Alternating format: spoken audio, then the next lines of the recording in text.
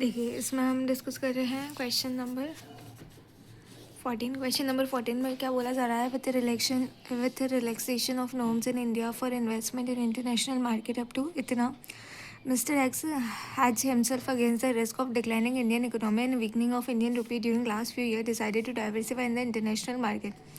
देखो mister x जो है वो इन्वेस्ट कर रहा है इतने 1.5 crore in the standard and poor index. Mister x hold is investment in this. तो देखो क्या बोला जा रहा है कि है ना, वो मिस्टर एक्स तो इंडियन है बट वो कहाँ इंटरनेशनली इन्वेस्ट कर रहा है because poor economic condition in Indian market, इस वजह से वो फॉरेन में इन्वेस्ट कर रहा है. अब फॉरेन में इन्वेस्ट कर रहा है तो मिस्टर एक्स इन्वेस्ट कर रहा है 1.58 करोड़ रुपी ऑन इस डेट पे. In standard and poor index दे रखा है, ये इन नंबर्स में हमें ये दे रखा है. 1st January 2026, Mr. X sold his investment. The other relevant data is this: the return for an US investor. तो रिटर्न क्या होगी, what will be the return for US investor के लिए. तो हमें देखो रिटर्न निकालनी है, उसके लिए हम क्या करेंगे, रिटर्न निकालने के लिए हम करेंगे 1919, जैसा हम पिछले क्वेश्चन में करते थे. Redemption value, face value divide by face value multiply 100. तो ऐसे करके हमारे पास रिटर्न आ जाएगी 1919 minus 2028 divide by 2028 multiplied by 100. तो ऐसा आ जाएगा हमारे पास -5.374. ठीक है, ये हो गई रिटर्न. अब उसके बाद क्या आता है, अब हमें पूछा है the return for US investors. Return for US investor तो इतनी आ गई है. उसके बाद holding period return to mister X. अब मिस्टर एक्स के लिए होल्डिंग पीरियड रिटर्न, देखो मिस्टर एक्स क्या करेगा, उसके पास रुपीज़ 1.58 करोड़ है. तो अब वो क्या करेगा, रुपीज़ को वो बेचेगा और डॉलर को बाय करेगा. तो फिर कैसे करेगा वो बाय, उसके पास है 1.58 करोड़, इसको चेंज कर लेना. अब वो बाय करने जाएगा, आज की डेट पे वो इन्वेस्टमेंट कर रहा है, यानी कि फर्स्ट अक्टूबर 2025 को इन्वेस्टमेंट करेगा, बाय करेगा डॉलर. तो उसे जो रेट मिलेगी वो क्या मिलेगी, वो ख़रीदने जाएगा तो ज़्यादा से ज़्यादा रेट पे मिलेगी. ये कितना दे रखा है, $1 इक्वल्स टू दिस, और ये हमारे पास रुपी दे रखा है. डिफरेंट कोट है, इनडायरेक्ट कोट है, तो हमें क्या करना होगा, डिवाइड करना होगा. तो ये हो जाएगा डिवाइड 62.25. तो इससे हमारे पास डॉलर में आ जाएगा कि 1.58 करोड़ है ना, डिवाइड बाय 62.25. तो ऐसे करके हमारे पास US डॉलर आ जाएगा 253,815.26.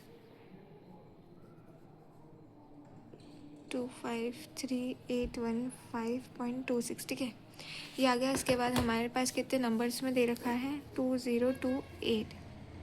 इतने नंबर्स में हमारे पास दे रखा है, तो इसको इससे डिवाइड किया तो कितना आएगा, 2028 आ गया 125.15. फिर ईयर एंड पे क्या होगा, हमें वापस इतना मिल जाएगा 19 दिस. और ये क्या करेगा, ईयर एंड पे इसे सेल कर देगा. तो सेल करने जाएगा तो इसे कम से कम रेट पे मिलेगा 67.25.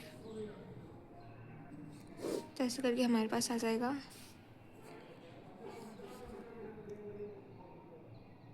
अगेन हमारे पास रुपी में आ जाएगा. ठीक है, हम क्या निकाल रहे थे, हमारा टारगेट है holding period return to mister X को निकालना. अब 1919 मल्टीप्लाई 67.25, ऐसे करके हमारे पास आया 161,51655. तो हमारे पास होल्डिंग पीरियड रिटर्न कितनी आएगी, एक्स के लिए. तो देखो ये रिडम्पशन वैल्यू हो गया 161,51655 माइनस 1,58,00,000. 1,58,00,000 multiplied by 100.